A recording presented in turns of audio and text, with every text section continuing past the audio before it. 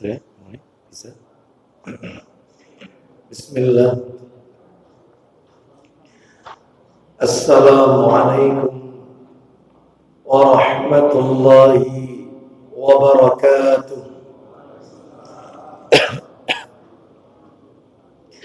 Alhamdulillah alladzi bi ni'matihi tatimmus shalihat.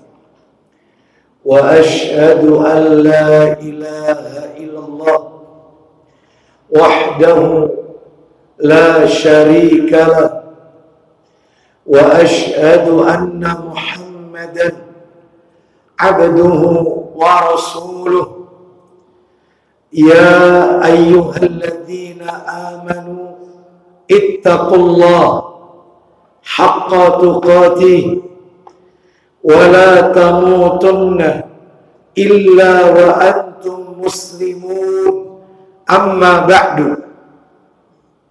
فإن أصدق الحديث كتاب الله وخير الهدي هدي محمد صلى الله عليه وسلم وشر الأمور محدثاتها وكل محدثة بدعة وكل بدعة ضلالة وكل ضلالة في النار.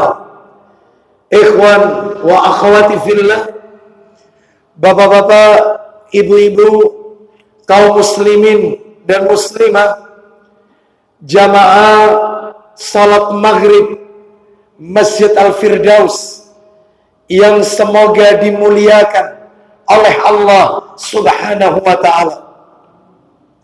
Puji dan syukur tidak henti-hentinya selalu kita panjatkan kepada Allah Tabaraka wa ta'ala atas segala karunia nikmat yang telah Allah berikan kepada kita. Dan di antara sekian banyak kenikmatan-kenikmatan yang Allah limpahkan kepada kita dan kita rasakan pada malam hari ini adalah Allah Subhanahu wa ta'ala memberikan kita kesempatan, kemudahan untuk melaksanakan ibadah kepada Allah Subhanahu wa ta'ala. Diawali dengan salat maghrib berjamaah, dilanjutkan dengan talabul ilmi, dan berakhir dengan melaksanakan sholat isya yang dikerjakan secara berjamaah pula. Semoga rangkaian amal ibadah yang kita lakukan pada malam hari ini semuanya diterima dan diridhai oleh Allah Subhanahu wa ta'ala. Bapak Ibu kaum muslimin dan muslimah rahimani wa rahimakumullah, malam hari ini kita akan melanjutkan materi kita sebagaimana yang telah kita sepakati. Kajian kita di Jumat pekan keempat ba'da maghrib di Masjid Al-Firdaus, materinya adalah membahas kitab yang ditulis oleh Syekh Hamzah Muhammad Saleh Ajaj hafizahullah ta'ala. Kitab yang sudah diterjemahkan dalam bahasa Indonesia dengan terjemahan 55 wasiat Nabi Sallallahu Alaihi Wasallam. Menurut catatan saya, bulan yang lalu kita masih berada pada wasiat Nabi yang nomor 1. Diberi judul keutamaan La ilaha illallah. Kita masih berada wasiat yang pertama, keutamaan La ilaha illallah. Mari kita baca ulang wasiat Nabi yang pertama ini. Setelah itu kita lanjutkan penjelasan yang masih tersisa yang belum kita bahas. Dalilnya wasiat Nabi yang pertama ini tentang keutamaan kalimat La ilaha illallah kita bisa temukan dalam hadis riwayat Bukhari, dalam Sahih Bukhari. Bisa dibantu? Nomor aslinya dulu, nomor 99. Itu nomor asli. Sedangkan dicetakan terjemahan nomor 75. Mari kita dengarkan hadis riwayat Bukhari ini. An Abi Hurairah radhiyallahu anhu qala, dari Abu Hurairah radhiyallahu anhu katanya, ada orang yang bertanya kepada Rasulullah SAW. Mari kita dengarkan perkataan atau pertanyaan yang ditujukan kepada baginda Rasulullah sallallahu alaihi wasallam. Ya Rasulullah, man as'adun nasi bi syafa'atika yaumal qiyamah. Silakan. Siapakah orang yang paling berbahagia dengan syafaat pertolongan Anda di hari kiamat? Wahai Rasulullah, siapakah manusia yang paling beruntung, paling berbahagia mendapatkan syafaat Anda kelak di hari kiamat? Bapak Ibu tahu jawabannya Nabi. Qala Rasulullah sallallahu alaihi wasallam, laqad dhanantu ya Aba Hurairah anna la yas'aluni an hadzal hadisi ahadun awwalu minka lima ra'aitu min hirsika alal hadis. Silakan. Jawab Rasulullah SAW, saya kira hai Abu Hurairah, belum ada orang bertanya perkara ini padaku sebelum ini. Mungkin barangkali karena saya lihat engkau sangat bagus mendapatkan hadis. Baik. Wahai Abu Hurairah, saya belum pernah. Saya telah menduga bahwasannya tidak ada orang yang mendahuluimu dalam masalah ini, yaitu tentang orang yang bertanya siapakah yang paling berbahagia mendapatkan syafaatnya Rasulullah sallallahu alaihi wasallam. Gak ada orang yang tanya seperti ini kepadaku. Tetapi aku menduga nampaknya engkau adalah orang yang paling menginginkan hadis-hadis dariku. Engkaulah orang yang paling rakus mendapatkan hadis-hadisku. Memang benar Bapak Ibu sekalian. Abu Hurairah radhiyallahu anhu ini adalah sahabat Nabi yang paling banyak meriwayatkan hadis Nabi sallallahu alaihi wasallam. Bahkan beliau menempati ranking teratas dalam jajaran para sahabat yang paling banyak meriwayatkan hadis Nabi. Makanya kita tidak boleh membenci Abu Hurairah radhiyallahu anhu. Karena siapa saja, kata para alim ulama, yang membenci Abu Hurairah radhiyallahu anhu, maka sudah dipastikan orang itu Islamnya dipertanyakan. Loh kok bisa? Apa kaitannya Islamnya dipertanyakan? Gara-gara dia membenci Abu Hurairah. Bagaimana tidak Bapak Ibu sekalian? Kalau orang yang paling banyak meriwayatkan hadis Nabi saja sudah dicela, sudah dibenci, bagaimana dia bisa belajar Islam dengan baik? Lawang semua hadis dari Abu Hurairah. Coba Bapak Ibu perhatikan. Begitu membuka Sahih Bukhari dari Abu Hurairah, Sahih Muslim dari Abu Hurairah, Abu Dawud, Tirmidzi, semuanya dari Abu Hurairah. Sampai mencapai tidak kurang 5.400-an hadis yang dihafal oleh Abu Hurairah dari Rasulullah sallallahu alaihi wasallam. Lah kalau orang yang paling banyak meriwayatkan hadisnya sudah dicela, bagaimana dia bisa belajar Islam dengan baik? Memangnya siapa yang suka mencela Abu Hurairah? Ya tidak lain tidak bukan mereka adalah kelompok Syiah. Ya, baik.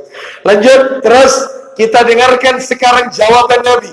Siapa orang yang paling beruntung mendapatkan syafaat Rasul kelak di hari kiamat?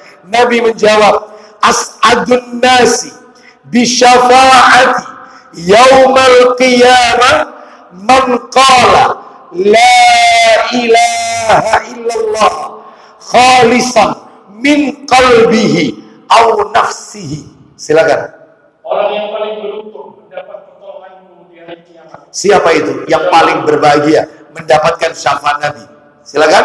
Ialah orang yang mengucapkan la ilaha illallah. Ikhlas. Benar-benar ikhlas dari hati sanubari dan seluruh jiwanya. Baik. Orang yang mengucapkan kalimat la ilaha illallah ikhlas dari hati dan seluruh jiwanya. Nah, itu. Oleh karena itu Bapak Ibu sekalian, maka benar kalau begitu wasiat Nabi yang pertama tentang keutamaan la ilaha illallah. Kalau tidak salah waktu itu menurut catatan saya baru menyampaikan pelajaran yang pertama, Bapak Ibu. Apa itu pelajaran yang pertama? Kita harus mengimani semua berita yang Nabi sampaikan tanpa keraguan sedikit pun. Sebab salah satu konsekuensi ketika seseorang itu mengucapkan dua kalimat syahadat, ketika orang mengucapkan asyhadu alla ilaha illallah wa asyhadu anna muhammadar rasulullah, aku bersaksi tidak ada ilah yang berhak diibadahi dengan benar kecuali Allah, dan aku bersaksi bahwa Nabi Muhammad utusan Allah, maka konsekuensinya salah satunya tasdiquhu fima akhbara. Dia wajib membenarkan semua berita yang datang dari Rasulullah Sallallahu Alaihi Wasallam. Dia wajib membenarkan, tidak boleh dia tolak, termasuk berita tentang syafaat. Karena ketika kita bicara syafaat, berarti kita bicara tentang masalah gaib. Karena syafaat ini muncul di akhir zaman. Syafaat Rasul berarti kita bicara rukun iman nomor 5, iman kepada hari akhir. Yang namanya hari akhir, surga, neraka, syafaat, telaga Al-Kausar, sirat, jembatan yang membentang di atas neraka, yang lebih halus daripada rambut, lebih tajam daripada mata pedang, tentang bidadari, tentang malaikat. Ini rukun iman yang nomor 5 ini, yaitu beriman kepada hari akhir. Termasuk tentang mizan, neraca, timbangan yang akan Allah siapkan nanti untuk menimbang amal perbuatan. Meskipun amalan itu abstrak, tapi kita tidak boleh meragukan kemampuan Allah. Makanya kalau kita baca hadis-hadis seperti ini, salah satunya tentang syafaat, pendekatannya tidak boleh dengan pendekatan logika, akal, nggak boleh.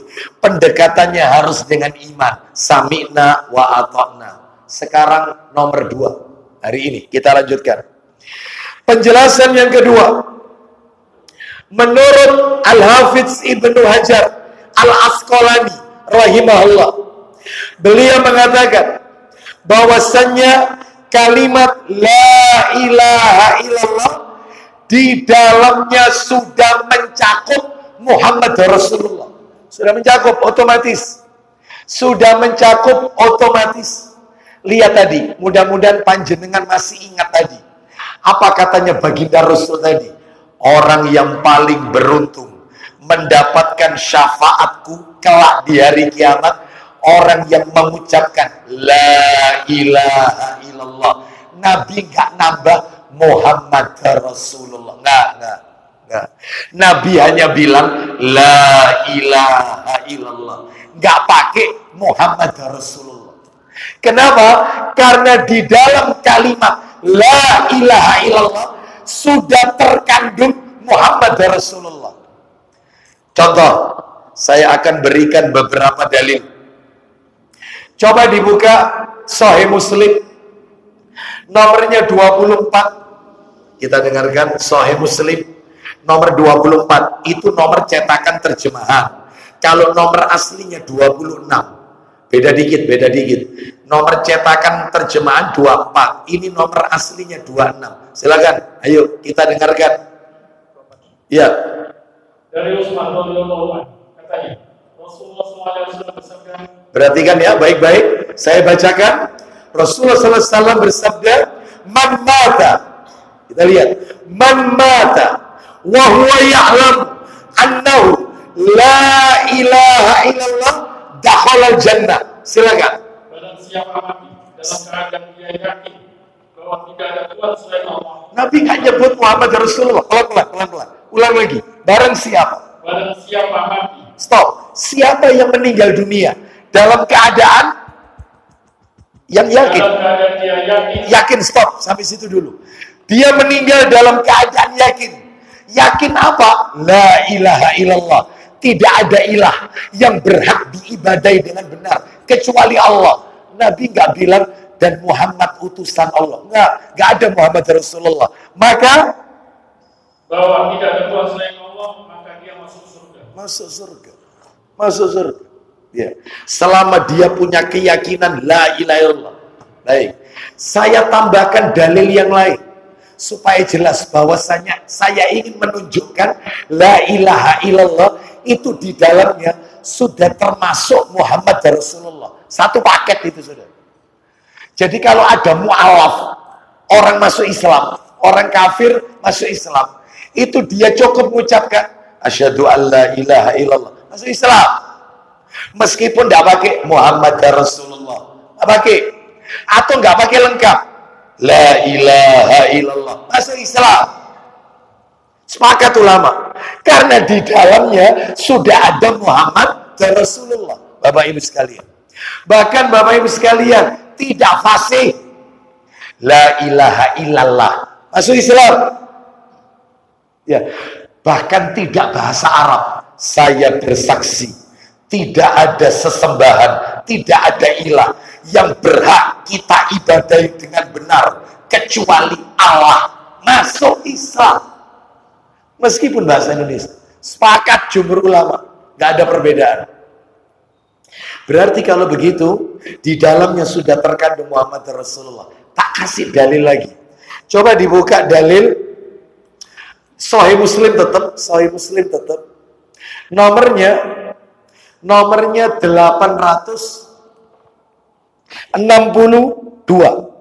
862. Coba. Ketemu. Coba mundur. Coba Pak sini. Ini nomor berapa? Hah?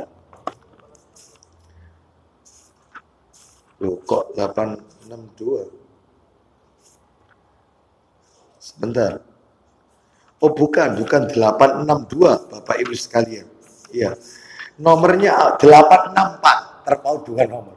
864. Iya, pendek. 864. Silakan. Baca pelan-pelan, silakan. Dari Abu Sa'id Al-Khudri radhiyallahu anhu. Katanya, Rasulullah SAW bersabda, isinya ajarkanlah kepada orang-orang kamu yang hampir meninggal. Ajarkan. Laqinu. Talkinilah. Talqin itu diajarkan, talqin. Ajarkan kepada orang-orang yang mau meninggal dunia. Nazak. Kalimat apa itu? Membaca kalimat la ilaha illallah. Gak pakai Muhammad Rasulullah. Makanya orang nazak gak perlu kita bisikkan. Ayo tirukan saya. Asyhadu an la ilaha illallah wa asyhadu anna, ketawa. Kepanjangan. Cukup la ilaha illallah. Cukup itu. Tidak usah panjang-panjang. Ya, Ustadz ternyata di tengah-tengah berhenti. La ilaha, wafat.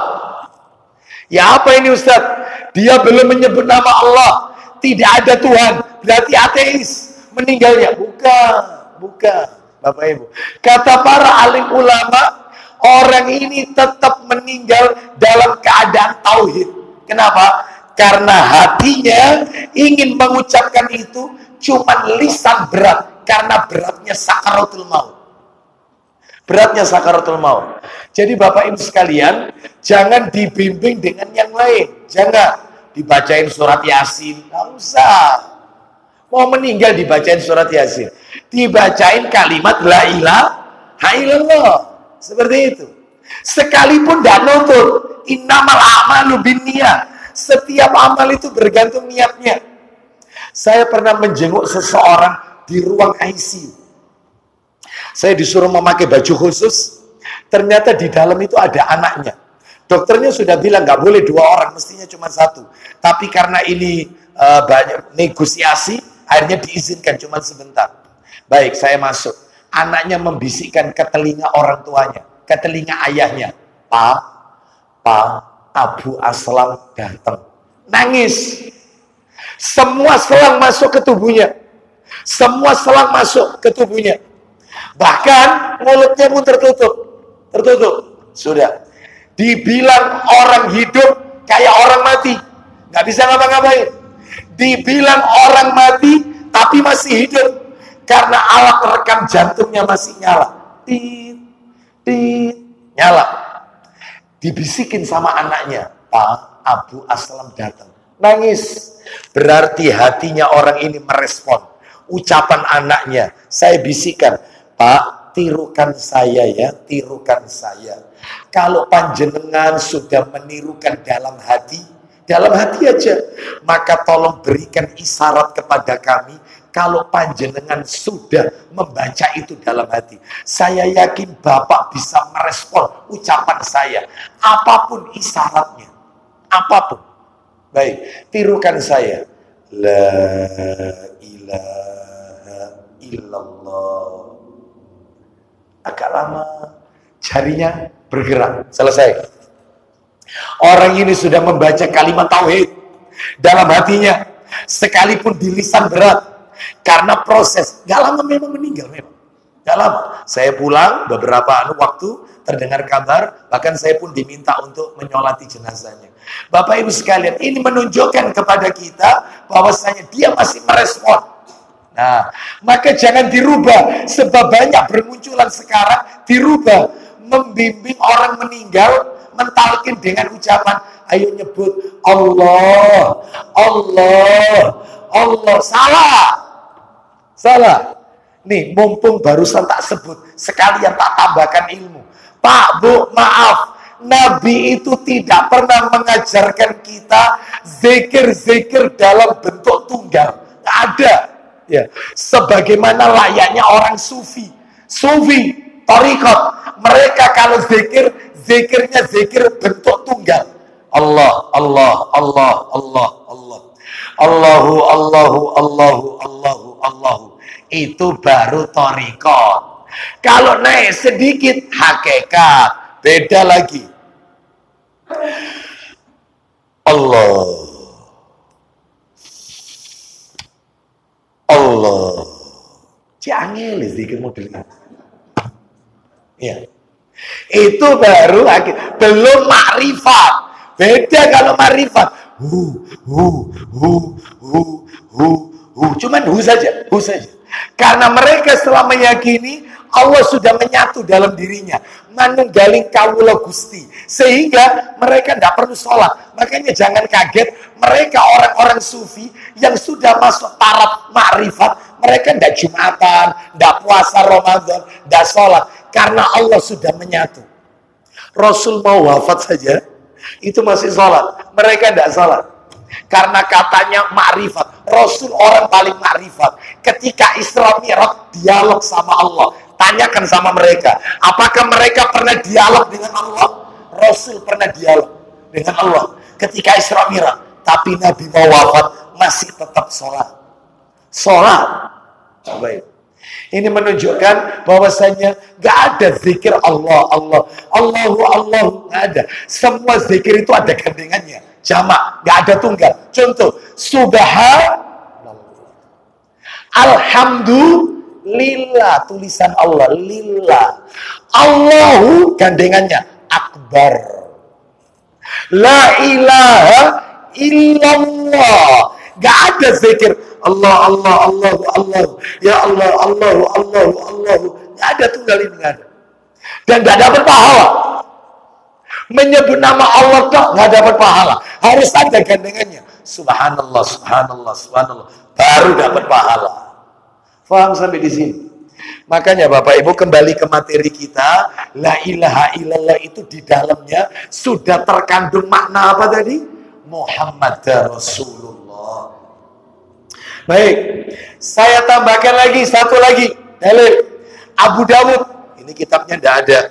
Nggak apa-apa, saya pakai yang saya download ini aja. Abu Dawud nomornya 3116 3116. Abu Dawud 3116. Ayo kita dengarkan dari Mu'adz bin Jabal. Silakan. Terjemahnya.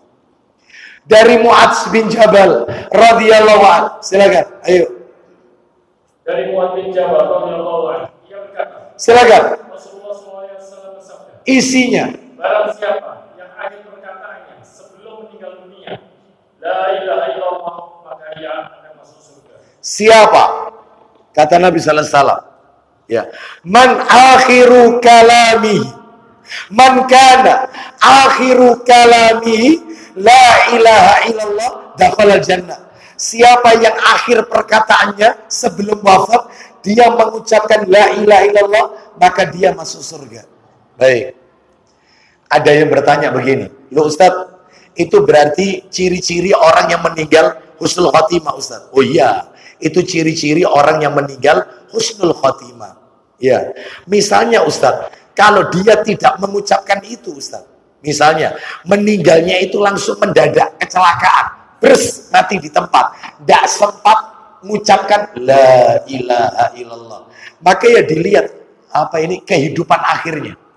Bagaimana akhir hidupnya? Sebab kata Nabi, innamal a'malu bi khawatimiha. Sesungguhnya amalan itu dilihat akhirnya. Dan kata Nabi juga dalam sabda beliau sallallahu alaihi wasallam, orang meninggal itu disesuaikan dengan kebiasaannya. Kalau biasanya taklim, maka meninggalnya sekitar itu. Entah kalau meninggalnya pas taklim atau di perjalanan mau taklim, ya nggak tahu. Biasanya itu sholat malam, meninggalnya seputar itu. Entah kalau tidak jatuh di kamar mandi karena mau ngambil air wudhu, atau pas sujud meninggal. Biasanya baca Quran, meninggalnya pas lagi sekitar itu, seputar itu. Ya. Semua itu orang kalau meninggal disesuaikan kebiasaannya.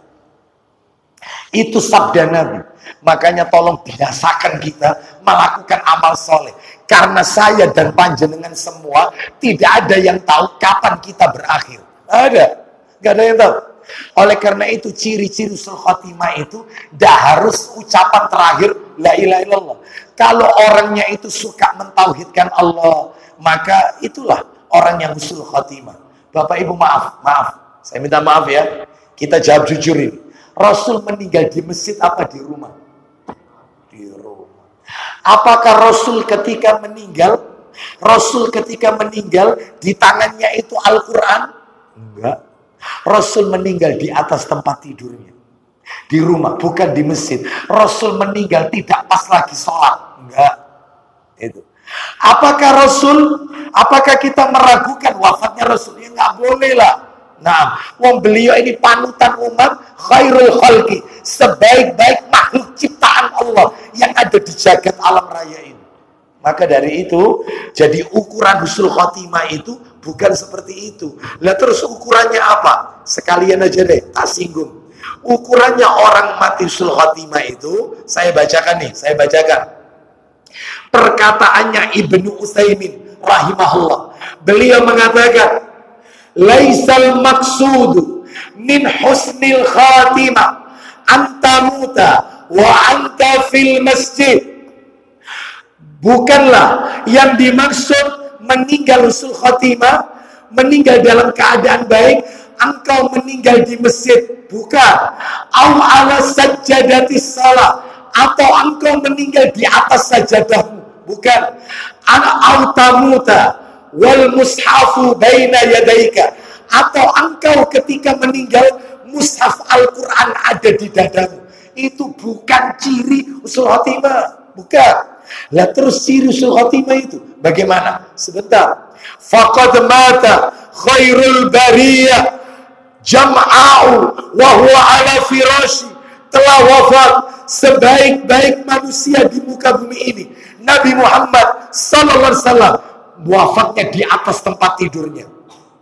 Terus telah wafat Abu Bakar As-Siddiq radhiyallahu anhu, yaitu wafatnya di rumahnya. Di mana ini? Di atas tempat tidurnya. Lu coba. Lah terus kalau gitu husnul khotimah itu bagaimana? Nah, husnul khotimah itu cirinya orang meninggal husnul khotimah. Perhatikan baik-baik ya, cirinya. Satu, antamuta wa anta bari'un minasyirki. Engkau ketika meninggal dunia, semasa hidupmu kau tidak pernah melakukan syirik. Itu husnul khotimah. Syirik macamnya banyak, ya banyak. Tidak pernah yang kelenik-kelenik, pokoknya anulah, nggak pernah melakukannya kayak gitulah, ya. Yang arahnya ke syirik, ya. Termasuk ngalap berkah atau apa ke tempat-tempat ini nggak pernah dilakukan. Maka insya Allah itu adalah kematian husnul khotimah. Tapi kalau misalnya ketika wafat itu masih percaya, yaitu tentang keberkahan dan seterusnya berada pada benda-benda tertentu, maka ini ya diragukan husnul khotimahnya, ya. Seperti beberapa waktu yang lalu saya ketemu teman sekolah itu 5 jari ini cincin semua, 5 jari. Sekolah SMP ya dulu, saya dulu SMP Muhammadiyah Bapak Ibu.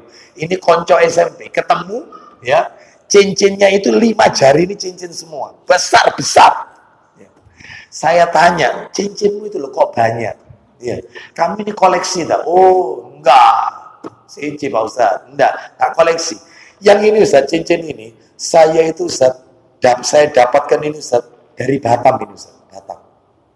Yang ini Kalimantan, nek iki Ustaz, ono si Jogo Ustaz. Wah, disirik-sirikan ini Ustaz. Gak bisa dikumpuli, disirik-sirikan. Saya bilang tinggalkan.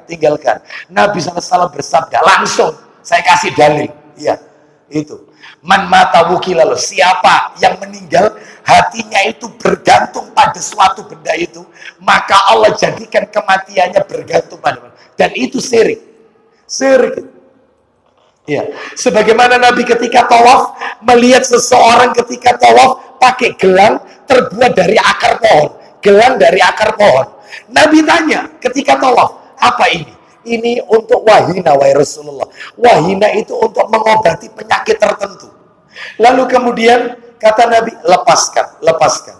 Karena kalau kau mati, gelang itu masih ada di tanganmu, maka engkau keluar dari syariat yang diajarkan oleh Muhammad SAW. Lu bayangkan? Ya, sekarang banyak gelang kesehatan. Lalu orang itu sugesti. Ya, semenjak saya pakai gelang ini Pak Ustadz, enak gitu Ustaz bawaannya. Tergantung.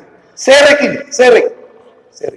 Cari pengobatan yang lain saja. Jangan pengobatan model-model seperti ini. Baik Bapak Ibu, tolong upayakan hidup kita jangan pernah menyentuh yang namanya syirik. Atau khurafat, apapun bentuknya. Tiwalah, apapun itu. Ya. Terus, jadi hati-hati ini ya, hati-hati. Itu. Kalau masa hidupnya masih sering kalau buka toko masih sering nyiram bekas sisa cucian beras, air leri, nah ini syirik kayak gini. Gak bisa mati husnul khotimah, gak bisa kayak gini. Kecuali tobat sebelum ajal. Jangan hidup kita ini jangan dihiasi dengan yang seperti ini. Jangan ya. Kita lanjutkan. Nomor 2, cirinya mati. Sudah masuk Isa ya? Belum. Ciri meninggal husnul khotimah, antamuta wa anta bari'un minan nifaq. Engkau ketika meninggal dalam keadaan bersih, tidak terjangkit sifat nifaq, munafik. Oh, itu. Bapak Ibu tahu cirinya orang munafik? Selama ini yang kita ketahui kan ciri-ciri orang munafik. 1, kalau bicara suka berdusta. 2, kalau berjanji tidak ditepati.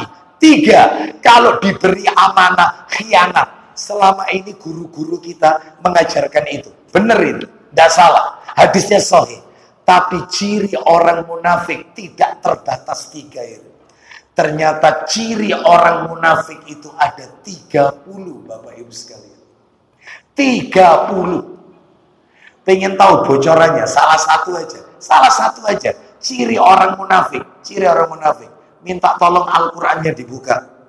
Qur'annya surat An-Nisa. Kita kasih bocoran. Salah satu. Ciri orang munafik surat An-Nisa ayat 142.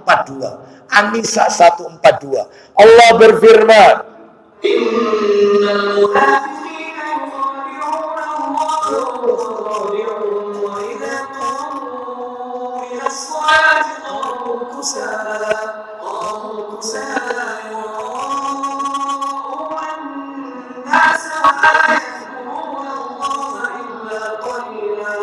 Silakan, ayo. Sesungguhnya orang munafik itu hendak menipu Allah. Terus. Tetapi Allah yang menipu mereka. Cirinya orang munafik, Pak Wahyu. Silakan satu. Apabila mereka berdiri untuk sholat, mereka lakukan dengan malas. Sholatnya malas. Sholatnya malas. Duhurnya mau asar. Asarnya mau maghrib. Maghribnya mau isya. Isyanya sudah lewat pertengahan malam. Subuhnya suka kerinang. Itu ciri orang munafik. Malas. Sholatnya malas. Nggak semangat. Ya. Terus ciri nomor 2. Mereka bermaksud riya, ingin dipuji di hadapan manusia. Stop. Cirinya orang munafik itu kalau beribadah niatnya itu cuma to show only, hanya ingin dilihat orang. Taklim kayak begini ini, pengen nulis status OTW taklim Masjid Al-Firdaus. Ini ciri orang munafik. Iya, suka riya. Ibadahnya itu pencitraan. Ibadahnya itu tidak lillah, tapi linnas. Ya, suka diomong-omongkan. Semenjak saya puasa Senin Kamis, alhamdulillah saya merasa semenjak saya rajin tahajud. Nggak usah, amal itu tidak perlu dipublikasikan. Ya, lagi tawaf, lagi umroh, selfie. Terus ditaruh di status supaya orang bisa melihat kalau dia lagi umroh. Ya, seperti itu. Jadi hati-hati ya, ini orang munafik itu adalah suka riya, ibadahnya pengen dilihat orang munafik. Terus terakhir. Dan mereka tidak mengingat Allah kecuali sedikit sekali. Mengingat Allahnya sedikit, zikirnya sedikit. Zikirnya mengingat Allahnya sedikit. Loh, mengingat Allah ini maksudnya apa? Mengingat Allah zikir ini ya zikir ba'da sholat, zikir pagi, zikir petang, terus kemudian zikir setelah sholat duha. Itu kan ada zikirnya itu setelah sholat duha kan? Membaca Allahumma firli wa tub alayya innaka antat tawwabur rahim 100 kali. Itu kan yang dibaca setelah sholat duha. Itu yang sahih, riwayat Bukhari. Sedangkan kalau yang beredar di masyarakat setelah sholat duha, ya Allah, kalau rizkiku masih di langit, turunkan. Kalau rizkiku masih di bumi, keluarkan. Kalau rizkiku masih jauh, dekatkan. Itu dhaif. Dhaif doanya. Yang sahih itu Allahumma firli wa tub alayya innaka antat tawwabur rahim 100 kali. Bapak Ibu sekalian ya, banyak sekali beredar doa-doa yang dhaif. Kita lanjutkan termasuk doa buka puasa, Allahumma laka sumtu wa ala rizqika. Yang benar bagaimana? Dhahabat dhama'u wa batallatil uruq wa sabatal ajru insyaallah. Termasuk doa setelah adzan yang pakai tambahan lafaz innaka la tukhliful mi'ad ya wa darajati ya, saya tidak hafalkan wong itu dhaif ya. Yang benar itu bacaan setelah adzan itu adalah Allahumma rabb hadhihi da'wati tammah wassalatil qa'imah ati Muhammadanil wasilata wal fadilah wa ba'atsu maqaman mahmuda alladzi wa'atta. Itu toh. Enggak ada tambahan-tambahan yang lain. Ya, baik, kita lanjutkan. Jadi itu ciri orang munafik. Terus ciri-ciri orang mati husnul khotimah banyak Bapak Ibu. Di antaranya antamuta wa anta alal kitabi was sunnati wa mu'minun bima jaa fihima duna ta'wilin. Engkau ketika meninggal dunia di atas petunjuk Al-Quran dan sunnah Nabi Sallallahu Alaihi Wasallam dan beriman kepada keduanya, yaitu Al-Quran dan As-Sunnah tanpa mentakwilnya. Nah itu. Terus ciri khotimah anta muta wa anta khafiful hamli min dima'il muslimin. Ya, engkau ketika meninggal dunia tidak pernah merusak kehormatan kaum muslimin, menumpahkan darah kaum muslimin, nggak pernah ganggu orang, Itu. Terus ciri-ciri mati husnul khotimah, banyak di sini. Terutama adalah di sini disebutkan, yaitu tidak pernah. Nah ini. Antamuta salimal qalbi, tahiran nawaya, wa hasanal akhlaq. Ya, la tahmilu ghallan wala hiqdan wala daghinatan li muslimin. Engkau meninggal dunia dalam keadaan hatimu itu bersih, niatnya bersih, akhlaknya indah, tidak membawa dengki, tidak pernah iri sama orang. Nah ini tidak, suka iri, suka dengki. Ya. Biasanya ustadz itu iri sesama ustadz. Biasanya sak level, ya. Pedagang itu mesti iri sesama pedagang. Biasanya gitu, nggak usah iri. Ada saudara kita istrinya 2, iri. Nggak usah iri. Nek ganteng aku, ngono bojone loro. Iri. Nggak usah iri. Iya, seperti itu. Ya. Nanti ada yang laki tampan, istrinya ternyata kurang cantik, tidak berparas cantik, dirasani. Nonton opo iku? Merem iku kaya. Sing lanang iku kaya kena ngene-ngene. Disebul. Iri. Bapak Ibu tahu dosa pertama yang terjadi di langit, sebelum saya tutup ini. Dosa pertama terjadi di langit itu apa? Apakah sombong? Bukan. Iblis kan sombong? Bukan. Dosa pertama yang terjadi di langit itu iri. Disebutkan dalam surat, kalau tidak salah surat Sot kalau tidak salah. Di situ disebutkan ketika iblis disuruh sujud kepada Nabi Adam, kan iblis berkata bahwasanya aku lebih baik daripada dia.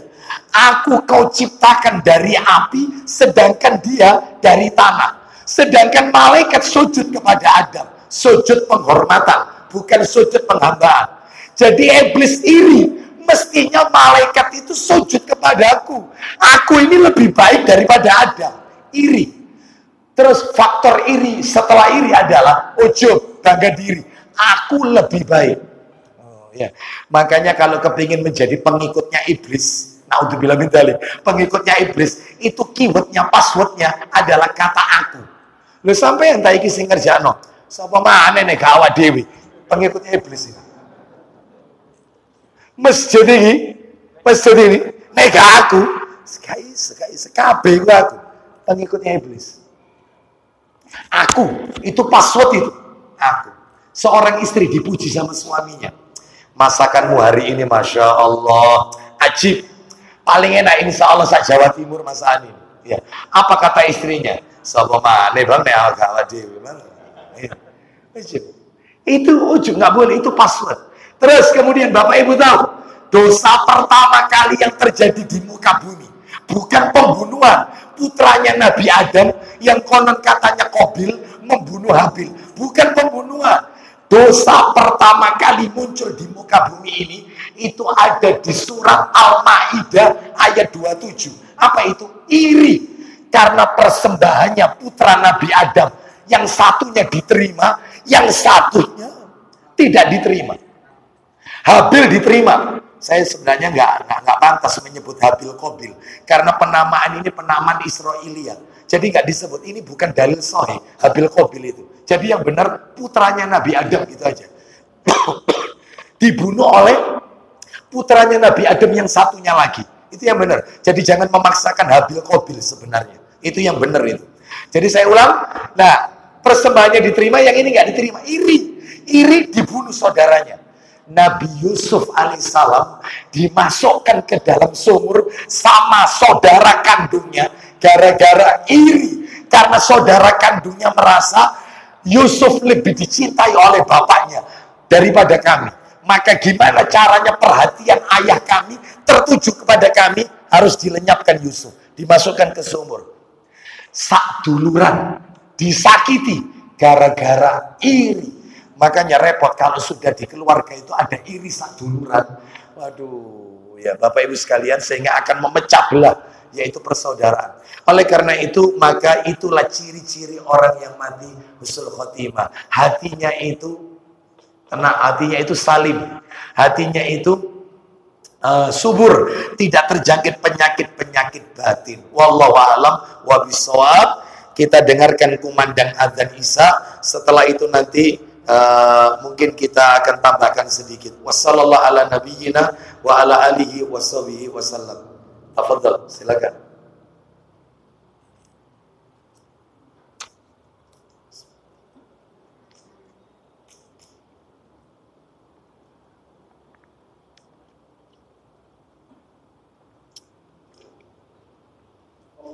Allahu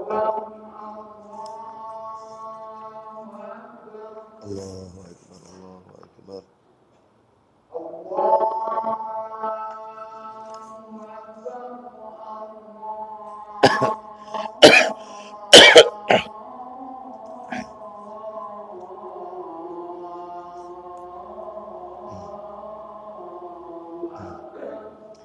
Allahu Akbar, Allah.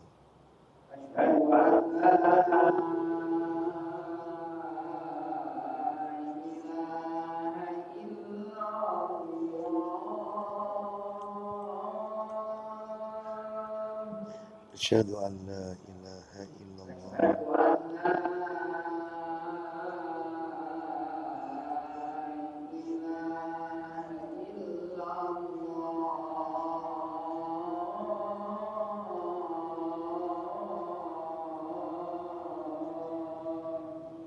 Asyhadu an la ilaha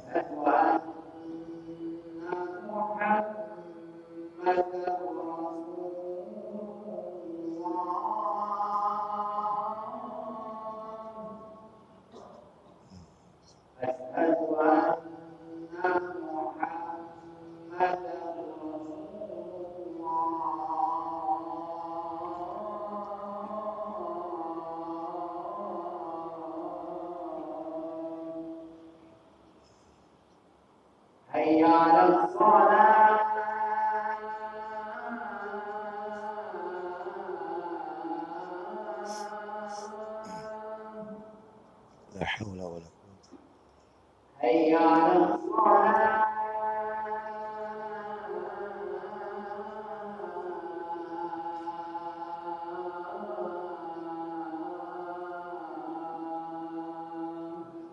La haula wala quwwata. La haula.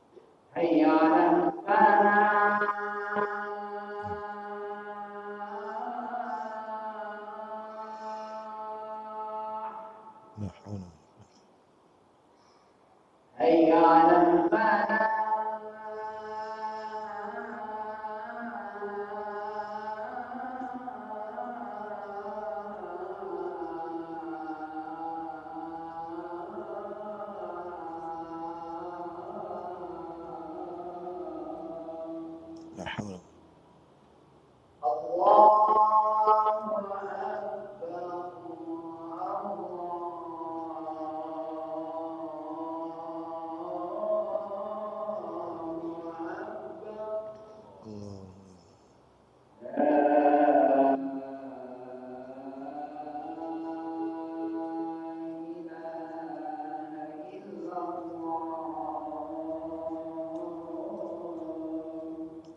La ilaha illallah.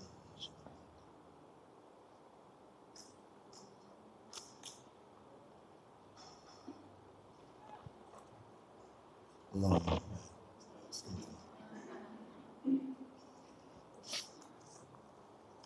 Alhamdulillah wassalatu wassalamu ala Rasulillah wa ba'd.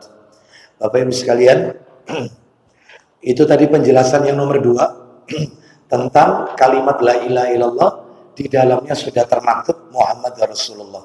Baik, untuk penjelasan nomor 3 dan seterusnya, maka kita akan lanjutkan pada kesempatan yang akan datang. Saya buka tanya jawab, barangkali ada yang mau bertanya sambil menunggu waktu iqamah. Mungkin silakan, barangkali ada. Kalau tidak ada, saya tutup kafaratul majelis. Ada? Silakan, singkat.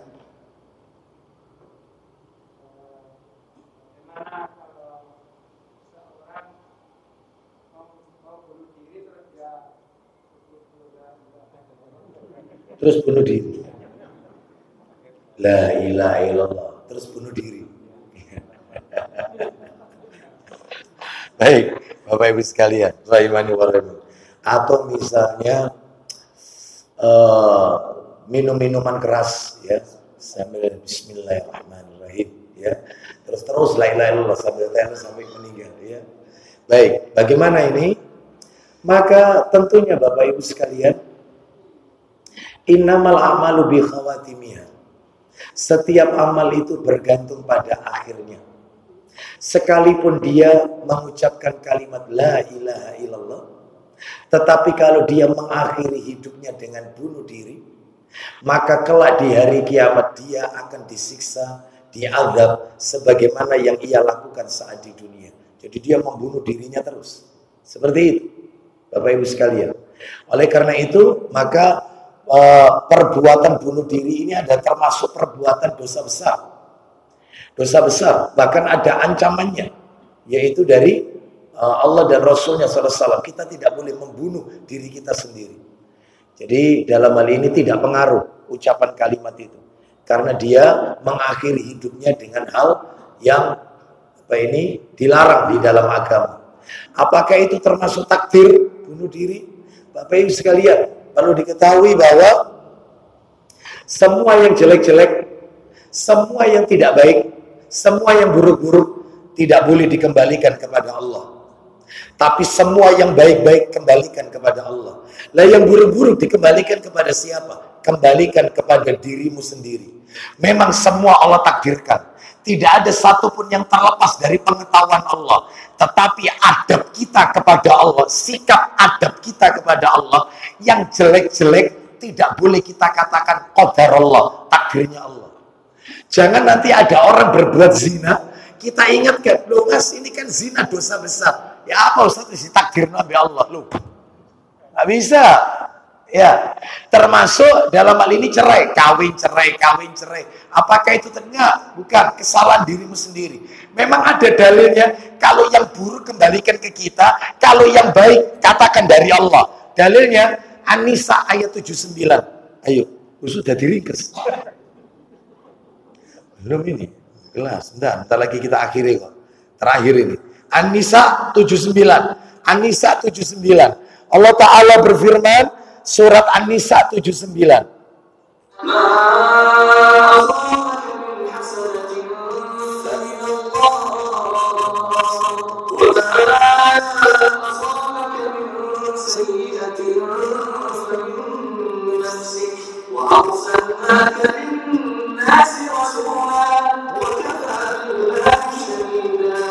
Silakan. Kebaikan apapun yang kamu peroleh. Ulang lagi. Kebaikan apapun yang kamu peroleh. Maka itu yang baik-baik. Terus. Dan keburukan apapun yang menimpamu itu adalah kesalahan dirimu sendiri. Sebabkan dirimu sendiri. Berarti kalau gitu Allah itu tidak memaksa kita. Enggak. Allah itu ngasih pilihan. Lihat surat Al-Kahfi. Faman sya'a. Gimana itu? Wa man sya'a falyu'min. Wa man sya'a falyakfur. Kan gitu ya. Siapa yang mau beriman silakan. Yang mau jadi kafir silakan. Ini jalan ke surga, ini jalan ke neraka. Kenapa kalian lebih memilih jalan ke neraka? Salah sendiri. Maka dalam itu, maka hidup ini pilihan Bapak Ibu. Maka semua sudah ditakdirkan oleh Allah, bergantung kitanya, kita mau pilih yang mana. Perangkat sudah diberi oleh Allah, alat indera, Al-Quran sudah diturunkan, hadis-hadis Nabi sudah di tengah-tengah kita, Rasul juga sudah diturunkan, sekalipun beliau telah wafat, petunjuknya sudah sampai. Dai-dai, ustadz-ustadz telah menyuarakan kepada kita, membimbing kita. Kok masih tetap milih jalan kesesatan? Ya jangan nyalakan Allah, salahkan dirimu sendiri. Jangan dikatakan, ibu kok kenapa? Kok apa ini ya apa Ustadz, saya ini kawin 3 kali cerai terus Ustadz. Kawin cerai ini sini mungkin takdir untuk saya. Oh enggak. Salah ibu sendiri. Kesalahan itu ya. Kenapa Anda tidak memilih mempertahankan rumah tangga? Oh gitu. Ya mungkin saya salah Ustadz. Saya tidak sabar. Suami saya kurang ilmunya. Selesai, itu yang benar. Jangan dikatakan dari Allah. Enggak. Yang baik-baik dari Allah. Rumah tangga bahagia Allah. Lancar rezeki Allah. Yang baik-baik dari Allah. Itu sikap kita kepada Allah. Adab mukmin kepada Allah. Paham sampai di sini Bapak Ibu? Termasuk mati bunuh diri. Salahnya sendiri. Kenapa dia lebih memilih mengakhiri hidupnya? Wallahu a'lam bishawab. Demikian yang bisa kami sampaikan. Semoga menjadi tambahan ilmu yang bermanfaat dan barokah. Kita tutup. Insya Allah kita lanjutkan pada sedikit. Silakan. Jawabannya sedikit juga ya. Silakan Pak Misbah. Silakan.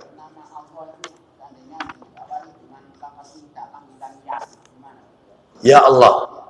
Ya Allah. Bagaimana kalau misalnya menyebut nama Allah diawali dengan harfun nida, yaitu ya Allah. Boleh kalau dalam berdoa. Bukan berzikir, berdoa. Ya Allah, ampuni dosa-dosaku. Allahumma, ya Allah, itu artinya. Allahumma, wahai Allah. Ya Allah, boleh berdoa. Tapi berzikir, lo beda tak zikir sama doa? Beda. Makanya para ulama mengatakan, zikir itu lebih utama daripada doa. Lo kok bisa? Saya ulang ya. Zikir lebih utama daripada doa. Kenapa? Karena orang berdoa itu bukan hanya orang mukmin saja, orang kafir juga berdoa. Tapi zikir khusus orang mukmin, orang kafir tidak kenal zikir. Zikir lebih tinggi kedudukannya daripada doa. Zikir itu untuk orang mukmin, orang kafir nggak kenal zikir. Sedangkan kalau doa, Nasrani, Hindu, Buddha, doa meskipun versinya macam-macam, doa. Maka jawaban untuk Pak Misbah ya adalah secara singkat untuk berdoa boleh. Tapi kalau untuk berzikir, ya Allah, ya Allah, ya Allah, ya Allah, ya Allah, nggak boleh. Maka harus digandengkan subhanallah atau la haula wala quwata illa billah dan seterusnya. Jadi tidak bentuk tunggal tapi bentuk jamak. Wallahu alam wa bishawab. Demikian kita tutup. Wassallallahu ala nabiyyina wa ala alihi washabihi wasallam. Subhanakallahumma wa bihamdika asyhadu an la ilaha illa anta astaghfiruka wa atubu ilaik. Sebelum saya tutup salam, maaf, saya ingin menambahkan dikit aja terkait zikir dan doa tadi. Lebih utama zikir, contohnya surat Al-Fatihah. Panjenengan baca Al-Fatihah, diawali zikir dulu. Alhamdulillahirabbil alamin. Segala puji bagi Allah, Rabb semesta alam. Itu zikir, alhamdulillah. Ar-Rahmanir-Rahim, Asmaul Husna. Maliki yaumiddin, baru iyyaka na'budu wa iyyaka nasta'in, baru doanya itu ihdinas siratal mustaqim, tunjukkan kami ke jalan yang lurus. Zikir dulu baru doa. Zikir lebih utama ketimbang doa. Wallahu alam. Assalamualaikum warahmatullahi wabarakatuh.